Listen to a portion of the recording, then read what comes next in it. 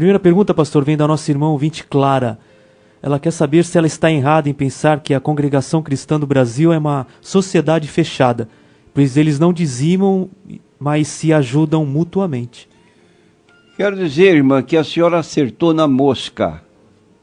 Uma característica de seitas é o exclusivismo. O que é exclusivismo? Significa que nossa igreja que salva. Qualquer pessoa fora da nossa igreja não se salva.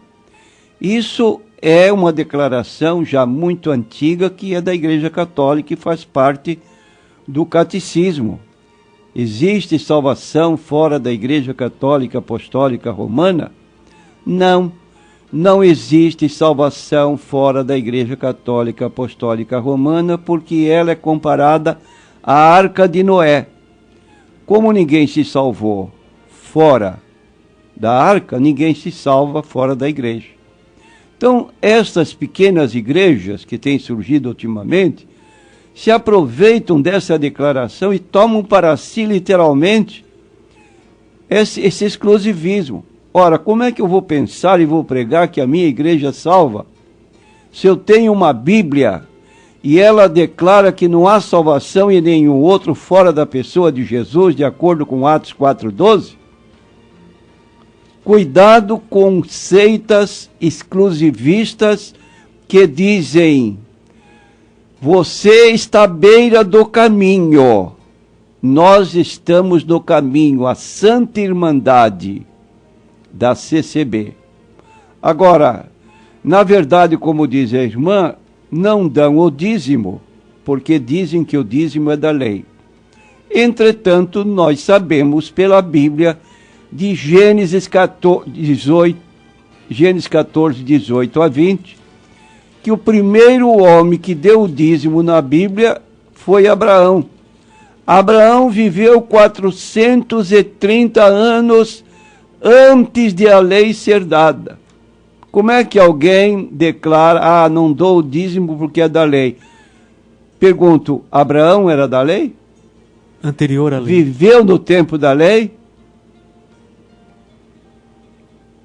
E Melquisedeque, rei de Salém, trouxe pão e vinho, e era este sacerdote do Deus Altíssimo. E abençoou-o e disse: bendito seja Abrão pelo Deus Altíssimo, o possuidor dos céus e da terra. E bendito seja o Deus Altíssimo, que entregou os teus inimigos nas tuas mãos. E Abraão deu-lhe o dízimo de tudo. Próxima pergunta, pastor, vem do Luiz Fernando. Ele pergunta: por que Deus colocou Abraão à prova com seu filho Isaque? Queremos dizer que esse trecho da Bíblia está no capítulo 22 do livro de Gênesis. E segundo nós conhecemos da história de Abraão, ele passou por 3 grandes provas na sua vida. Primeiro, a chamada divina para ele sair da terra da sua parentela para uma outra pátria que Deus iria indicar. Segundo, a exigência de confiar em Deus para o cumprimento da promessa do concerto que foi estabelecido entre ele e Deus, que nele seriam benditas todas as famílias da terra. E o terceiro teste, ou prova pelo qual ele passou, foi a ordem de sacrificar a Isaque, o filho da promessa. Então começou Abraão a ter a sua fé testada para saber se, porventura, seu filho era mais querido do que o próprio Deus a quem ele servia. O ponto principal neste pedido de Deus de sacrificar o seu filho tem 2 lados que ilustram o critério adotado por Deus ao lidar conosco como crentes. O amor a Abraão por Deus era maior do que o amor por outras pessoas, inclusive seu filho amado. O que diz o primeiro mandamento em importância? Amarás o Senhor teu Deus de todo o teu coração, de toda a tua alma, de todo o teu entendimento.